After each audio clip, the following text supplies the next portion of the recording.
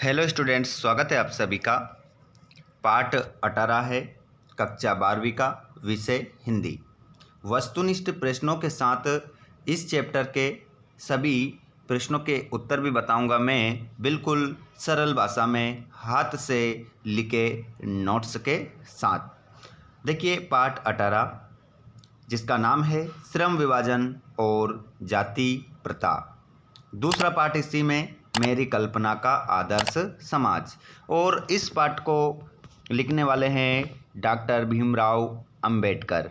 तो स्टूडेंट्स, इसके सारे वस्तुनिष्ठ प्रश्न और इसके तमाम जितने भी क्वेश्चन हैं, यहाँ से आपको एक वस्तुनिष्ठ प्रश्न और एक क्वेश्चन 2 नंबर में ज़रूर और ज़रूर आपसे पूछा जाएगा स्टूडेंट्स। तो बिल्कुल सरल लैंग्वेज में मैंने ये क्वेश्चन बनाने की कोशिश की है ताकि सभी स्टूडेंट्स को अच्छे से समझ में आ सके और याद कर सकें। तो स्टूडेंट्स, हम स्टार्ट करें उससे पहले आप चैनल पर पहली बार आए हो तो चैनल को सब्सक्राइब ज़रूर कीजिएगा ताकि आप लोगों को आगे भी अपडेट मिल सके। साथ ही अपने सभी क्लासमेट्स को शेयर कर देना, सभी अपने क्लास के दोस्तों को शेयर करना, और वीडियो पसंद आए तो लाइक ज़रूर कीजिएगा। चलिए, तो अब बिना देर के हम स्टार्ट करते हैं पहले क्वेश्चन से। बहुत ही कोशिश करिए स्टूडेंट्स आपको बहुत अच्छे से समझाने की। देखिए पाठ 18 है, पाठ का नाम श्रम विभाजन और जाति प्रथा, मेरी कल्पना का आदर्श समाज।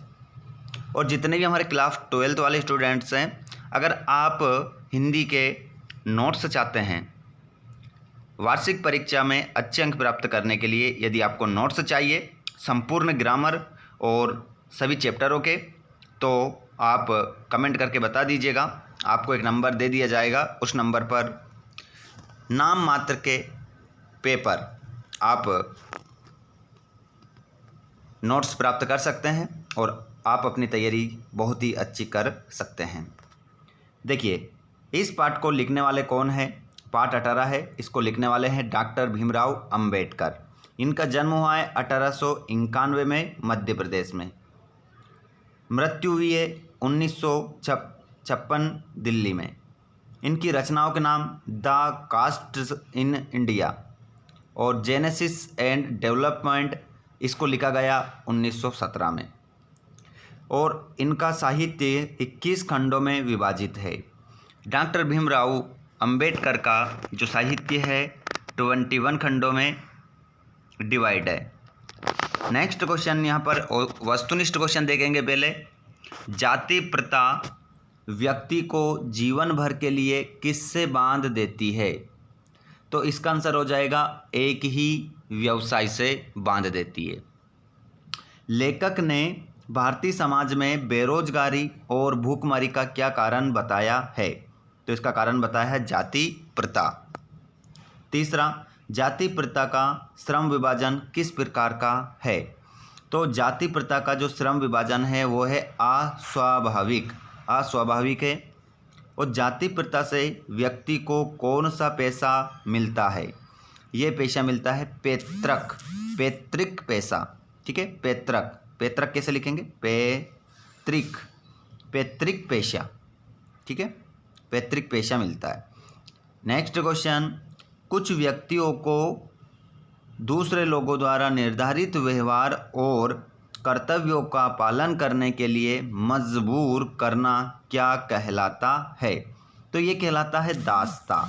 क्या कहलाता है स्टूडेंट्स? दास्ता कहलाता है। गलती नहीं करना किसी प्रकार की। वस्तुनिष्ठ प्रश्न मैंने निकालने की कोशिश की आप लोगों के लिए ताकि आपका जो क्वेश्चन पेपर में आए वो बन जाए। लेखक समाज के सभी सदस्यों को कौन से अवसर प्रदान करने के पक्ष में है? समान अवसर। सातवां, लेखक ने आदर्श समाज में कितने तत्वों की चर्चा की है? 3 तत्वों की। जाति प्रथा समाज में क्या पैदा करती है? ऊंच नीच का भेदभाव। आदर्श समाज में परिवर्तन का लाभ किसको प्राप्त होगा? सभी को प्राप्त होगा। मतलब उच्च वर्ग के, निम्न वर्ग के, मध्यम वर्ग के सभी लोगों को क्या होगा? प्राप्त होगा। अमीरों को, गरीबों को, है ना, इन सभी को। ये है आंसर। जाति प्रथा का सबसे बड़ा दोष क्या है? ये लोगों को एक पैसे से जोड़ देती है। इसका सबसे बड़ा क्या है? दोष है। नेक्स्ट क्वेश्चन आपका, बाबा साहब किस प्रकार के समाज की कल्पना करते हैं? आदर्श समाज की। लेखक ने दूध और पानी के मिश्रण से किसकी तुलना की है? भाईचारे से तुलना की है। अब क्वेश्चन यहाँ पर हम पहला देखेंगे, जो आपका किताब का पहला क्वेश्चन है, जाति प्रथा को श्रम विभाजन का ही एक रूप न मानने के पीछे अंबेडकर ने क्या तर्क दिए हैं? तो जाति प्रथा को श्रम विभाजन का ही एक रूप न मानने के पीछे अंबेडकर के निम्न तर्क है। क्या तर्क है? देखिए, श्रम विभाजन मनुष्य की रुचि पर निर्भर नहीं बल्कि उसके जन्म पर आधारित है, जो जातिवाद का पोषक है। दूसरा, व्यक्ति की योग्यता और दक्षताओं की उपेक्षा की जाती है और व्यक्ति को अपने व्यवसाय बदलने या चुनने की अनुमति नहीं होती। क्वेश्चन नंबर दूसरा, जाति प्रथा भारतीय समाज में बेरोजगारी व भूखमरी का भी एक कारण कैसे बनती रही है? क्या वह स्थिति आज भी है?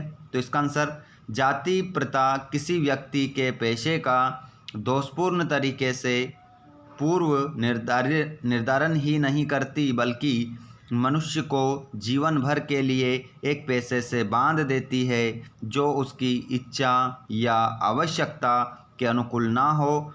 भले ही पेशा अनुपयुक्त होने के कारण वे भूखे मर जाए। आधुनिक युग में ये स्थिति प्रायः आती रहती है, क्योंकि उद्योग धंधों की प्रक्रिया वे तकनीक में निरंतर और कभी कभी अचानक परिवर्तन आ जाता है, जिसके कारण मनुष्य को अपना पेशा बदलने की आवश्यकता पड़ सकती है।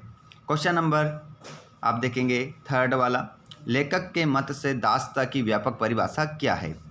तो लेखक के अनुसार दासता केवल कानूनी पराधीनता नहीं है, बल्कि इसकी व्यापक परिभाषा तो व्यक्ति को अपना पेशा चुनने की आज़ादी न देना अथवा अपने मन के अनुकूल आचरण न करने देना है। सामाजिक दासता की स्थिति में कुछ व्यक्तियों को दूसरे लोगों के द्वारा तय किए गए व्यवहार और कर्तव्यों का पालन करने के लिए विवश होना पड़ता है। इच्छा के विरुद्ध मजबूरी में पैतृक पेशे अपनाने पड़ते हैं। क्वेश्चन नंबर लास्ट है इस चैप्टर का, बस इतने ही आपको पढ़ने हैं। क्वेश्चन नंबर फोर्थ क्या कह रहा है? शारीरिक वंश परंपरा और सामाजिक उत्तराधिकार की दृष्टि से मनुष्यों में असमानता संभावित रहने के बावजूद अंबेडकर समता को एक व्यवहार्य सिद्धांत मानने का आग्रह क्यों करते हैं? इसके पीछे उनका क्या तर्क है? तो इसका आंसर लिखिए, शारीरिक वंश परंपरा और सामाजिक उत्तराधिकार की दृष्टि से मनुष्यों में असमानता संभावित रहने के बावजूद अंबेडकर समता को एक व्यवहार्य सिद्धांत मानने के पीछे ये तर्क देते हैं कि समाज के सभी सदस्यों से अधिकतम उपयोगिता प्राप्त करने के लिए सबको अपनी क्षमता को विकसित करने तथा रुचि के अनुरूप व्यवसाय चुनने की स्वतंत्रता होनी चाहिए। उन्हें समान अवसर दिए जाने चाहिए ताकि उनमें मानसिक स्तर पर भेदभाव उत्पन्न ना हो। ये हमारा पूरा पाठ हो चुका है। 18 का पूरा हमने सॉल्यूशन देख लिया है। वस्तुनिष्ठ प्रश्न हमने देख लिए हैं, क्वेश्चन देख लिए, उनके आंसर देख लिए। तो स्टूडेंट्स आप देखिए, वीडियो पसंद आया तो लाइक ज़रूर करिएगा, अपने फ्रेंड्स के साथ शेयर कर दीजिएगा। चैनल पर पहली बार आए हो तो सब्सक्राइब करिए, इसी प्रकार आगे भी अपडेट आपको मिलती रहेगी। तो स्टूडेंट्स मिलते हैं हम नेक्स्ट वीडियो में। आप इस वीडियो को कहाँ से देख रहे हैं कमेंट बॉक्स में ज़रूर बताइएगा। और हिंदी की पूरी ग्रामर और चैप्टर के यदि आपको नोट्स चाहिए तो नाम मात्र के पे में आप अपने व्हाट्सएप पर मंगवा सकते हो नोट्स पूरा, जिससे पढ़कर आप बहुत अच्छे अंक प्राप्त कर सकते हो। अगर आपको चाहिए नोट्स तो आप कमेंट बॉक्स में लिखिएगा कि मुझे नोट्स चाहिए, मैं आपको तुरंत नंबर सेंड करूंगा। उस नंबर पर आप पे करके नोट्स अपने घर मंगवा सकते हैं। पे कर आपको स्क्रीनशॉट भेजना है, तुरंत आपको नोट्स सेंड कर दिए जाएंगे। Thanks for watching. जय हिंद।